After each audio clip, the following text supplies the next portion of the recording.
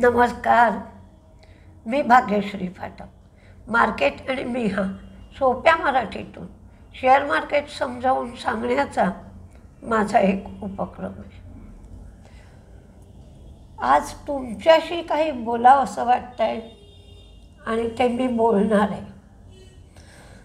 तुम्ही कमेंटमध्ये काही गोष्टी सांगता, त्या सरळ मार्गानेच मी त्याचा अर्थ घेते. तर बाबा, माझं शिक्षण एवढं झालं तरी मला मार्केट समजत नाही, तर हेल्प म्हणजे मला मदतीचा हात द्या किंवा मला मदत करा. पहिला प्रश्न, शालेय शिक्षणाशी मार्केटचा संबंध आहे का? म्हटलं तर आहे, म्हटलं तर नाही. म्हणजे कितीही डिग्र्या घेतलेला माणूस असेल तरी तो मार्केटमध्ये नक्कीच गोंधळेल. कारण मार्केट हे जवळजवळ 101 गोष्टींचं मिश्रण आहे म्हटलं तरी चालेल. मार्केटमध्ये समाजशास्त्र आहे, राजकारण आहे, केमिस्ट्री आहे, सायकोलॉजी आहे, डिमांड सप्लाय म्हणजे इकॉनॉमिक्स आहे, बरं इंटरनॅशनल रूल्स आहेत, टॅक्सेस आहेत, कस्टम आहे, एक्साईज ड्युटी आहे, GST आहे आणि सगळ्या जगाचे नियम आहेत. त्यामुळे कधीकधी काय बघायचं आणि काय नाही बघायचं याच्यामध्ये माणसाला निराशा येते. पण त्याचबरोबर तुम्ही जितके खोलात जाल ना, तितकं तुम्हाला वाटायला लागतं की मी जेव्हा खुर्चीवर नोकरी करत होतो एका बसून, तेव्हा मला एकाच रस्त्याचं ज्ञान होतं. पण आता मार्केट करायला लागल्यावर मला अनेक रस्ते माहीत होऊ लागलेत. म्हणजे वर्तुळाच्या अनेक त्रिज्या असतात आणि त्या त्रिज्या आपल्याला पाहिल्या पाहिजेत. हे मार्केटमध्ये प्राधान्याने समजतं. म्हणजे तुम्हाला केमिकल इंडस्ट्री घेतली तर अभ्यास करायला खूप कठीण आहे. ऑइल आहे, प्रत्येक देशाचे कायदे कानून आहेत, प्रत्येक देशातली भांडणंसुद्धा आहेत. म्हणजे आत्ता जे टॅरिफ चाललं आहे ते भांडण त्यांचाच आहे, वर्चस्वाची लढाई आहे. म्हणजे जसं जंगली जनावरांचं असतं की नाही, तशापैकीच हा प्रकार आहे. आणि परत मार्केटमध्ये माणसाच्या भावना आहेत. म्हणजे एकदा शेअर वाढायला लागला, सगळ्यांना प्रॉफिट व्हायला लागलं की आपण हे घ्यायला जातो आणि आपल्यालाही वाटतं की मलाही प्रॉफिट होईल. प्रत्येकजण घेत असतो तेव्हा तो शेअर वाढत असतो की बाबा किती शेअर वाढल्यावर मी तो शेअर खरेदी करतोय याचा साधा विचारसुद्धा आपण करत नाही. किंवा एखादी घोषणा आली आपल्या रोजच्या मार्केटच्या बाबतीत की ट्रकचा संप आहे, अमुक आहे, तर गरज नसली तरी आपण तेल रे, साखर रे, रवा रे, ज्या ज्या गोष्टी लागतात त्या अनावश्यक खरेदी करतो. की उद्या नाही मिळाली तर कुठे धावाधाव करायला जाणार. 1 लिटर दूध लागणारा माणूस 2 लिटर खरेदी करतो. ही जी प्रत्येक हा भावनेचा खेळ जो आहे तो भावनेचा खेळ मार्केटमध्ये सुद्धा आहे. त्यामुळे कुणालाही माझं शिक्षण एवढं आहे तरीसुद्धा मार्केट समजत नाही असं म्हणून निराश व्हायचं काही कारण नाही. आणि दुसरं म्हणजे मार्केटमध्ये काल घडलंय तसंच आज घडेल असं अजिबात नाही. म्हणजे जो टेक्निकल पॅटर्नचा नियम आहे की हिस्ट्री ऑलवेज रिपीट्स, पण तसं होत नाही. फंडामेंटलच्या बाबतीत तसं होत नाही, हिस्ट्री रिपीट होत नाही. त्यामुळे टेक्निकल पण बघायचं, फंडामेंटल पण बघायचं, त्या शेअरची चाल पण बघायची. म्हणजे आपण कसं म्हणतो, लहर पण बघा, माझी गरज पण बघा, माझ्या घरातल्या संसाराची गरज बघा. तसं मार्केट असतं, त्यामुळे भेदरून जाण्याचं कारण नाही. दुसरं म्हणजे मार्केट नेमकं कसं शिकावं, तर तुम्ही स्टेप बाय स्टेप मार्केट शिकणं हे तुम्हाला मान्यच नाही. तुम्हाला असं वाटतं की मार्केट म्हणजे काय, तर शेअर खरेदी करायचा आणि शेअर विकायचा. मार्केटमध्ये किती सेक्टर आहेत ते सेक्टर लिहून काढा. स्टेप बाय स्टेप जा. एका आठवड्यात मार्केटमधले सेक्टर लिहून काढा. त्या सेक्टरला असणारं निफ्टीमधलं वेटेज लिहून काढा. निफ्टीमध्ये कुठले कुठले शेअर आहेत आणि त्याचं वेटेज काय आहे, रोज एक त्याच्यावरनं नजर मारून लक्ष ठेवायचा प्रयत्न करा. म्हणजे त्याचा तुम्हाला एक्सपायरीसाठी उपयोग होऊ शकतो. आणि त्याचप्रमाणे साखरेचे कुठले शेअर आहेत, टेक्स्टाईलचे कुठले शेअर आहेत, पॉवरच्या वेगवेगळ्या म्हणजे पॉवरवर चालणारे वस्तू त्याच्या कंपन्या कुठल्या, पॉवर डिस्ट्रीब्युशनच्या कंपन्या कुठल्या, त्या कंपन्यांची एक यादी करण्याचा प्रयत्न करा. स्टेप बाय स्टेप जा.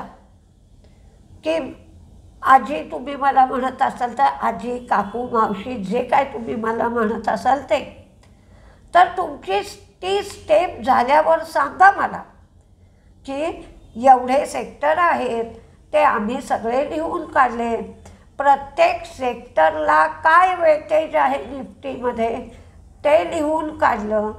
आता प्रत्येक सेक्टरमध्ये कोणकोणते शेअर आहेत आणि त्या सेक्टरमधले महत्त्वाचे शेअर कुठले ते लिहून काढले. इथपर्यंत तुम्ही आल्यानंतर आपण पुढच्या भागाकडे जाऊ, पण ते आठवणीने तुम्हाला जसा वेळ मिळेल तसं काम करून नंतर मला सांगा. आता 2 दिवस झाले ओव्हरबॉट आणि ओव्हरसोल्ड याची कमेंटमध्ये विचारणा होती. आता ओव्हर या शब्दाचाच अर्थ कुठलीही गोष्ट ओव्हर झाली आता म्हणजे अति झाली किंवा जास्त झाली. बॉट हे बाय पासून bought, BUY buy, BOUGHT bought, म्हणजे ओव्हरबॉट म्हणजे खूप खरेदी झाली. आता जेव्हा जास्त खरेदी होते याचाच अर्थ मागणी जास्त आहे, शेअर खूप वाढतो.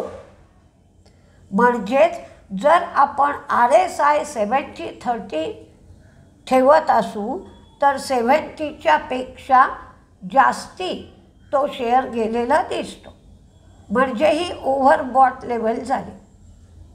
फक्त आपण बघायचं की ती ओव्हरबॉट का झाली आहे. त्याचप्रमाणे ओव्हरसोल्ड म्हणजे खराब बातमी आली आहे, रिझल्ट खराब लागला आहे, तर लोक विकतात की हा शेअर पडणार आहे, बघूया किती पडतोय, पडल्यानंतरच घेऊ, कशाला तो पोर्टफोलिओला ठेवून द्यायचा, म्हणून पुष्कळ लोक विकणारे असतात. तर अतिविक्री झाल्यानंतर तो शेअरचा भाव कमी व्हायचा थांबतो. म्हणजेच जर आपण RSIच्या दृष्टीने बघितलं 70-30 तुम्ही करत असाल तर 30चा जो पॉईंट आहे त्याच्या खाली शेअरचा भाव जातो. ही ओव्हरसोल्ड लेवल झाली, म्हणजे फक्त टेक्निकल. आता ओव्हरबॉटच्या ठिकाणी तुम्ही विकायचं का आणि ओव्हरसोल्डच्या ठिकाणी तुम्ही खरेदी करायचं का, हा निर्णय मात्र सर्वस्वी तुमचा आहे. का अजून हा शेअर पडू शकतो, का बरेच दिवस कन्सॉलिडेट होत राहू शकतो. म्हणजे ओव्हरसोल्ड लेव्हलला आला की लगेच काय तो दुसऱ्या दिवशीपासून वाढायला सुरुवात होत नाही. तो बरेच दिवस 2 महिने 4 महिने त्या जागी पण राहतो. एका क्वार्टरचा रिझल्ट खराब आला तर लोक दुसऱ्या क्वार्टरचा कसा लागतोय हे बघायला सुद्धा थांबलेली असतात. तर आपण त्या लेव्हलला काय करायचं हे ठरवायचं काम तुमचं आहे.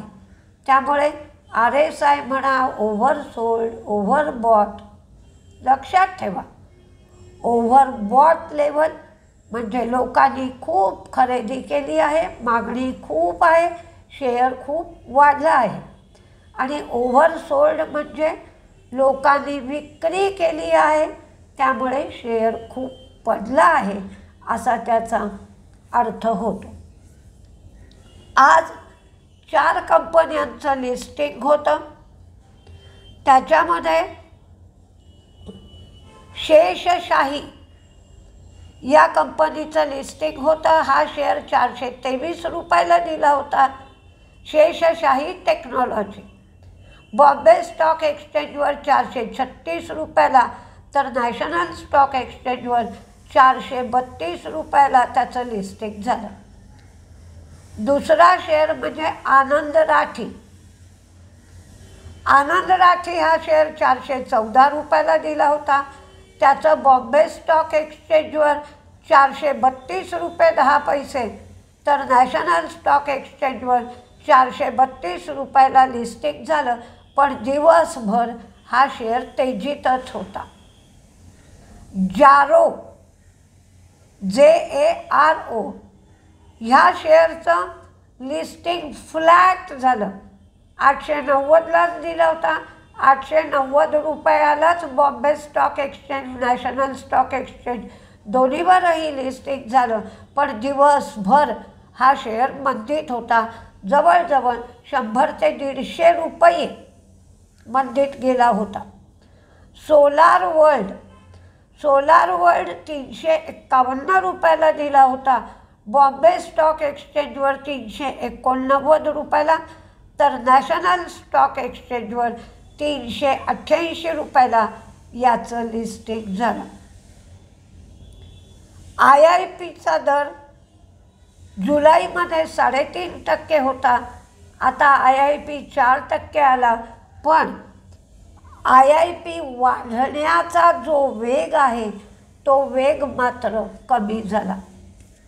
आज टाटा इन्व्हेस्टमेंटचा शेअर तुफान वाढला. अप्पर सर्किटला गेला होता. 10,611 रुपये 50 पैशाचं अप्पर सर्किट होतं.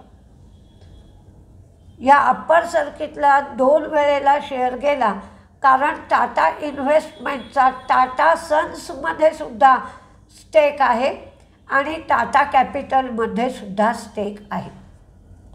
ब्लू डार्टचा शेअर आज खूप वाढला, कारण ते 1 जानेवारीपासून शिपमेंटचे चार्जेस 9 ते 12% वाढवणार आहेत म्हणून. टाटा मोटर्सचं डिमर्जर उद्यापासून इफेक्टिव्ह होईल. स्टँडर्ड चार्टर्ड बँकेकडून स्टेट बँकेला $700 मिलियन, स्टँडर्ड चार्टर्ड बँकेकडून लार्सन अँड टुब्रोला $700 मिलियन फायनान्सिंग मिळालं.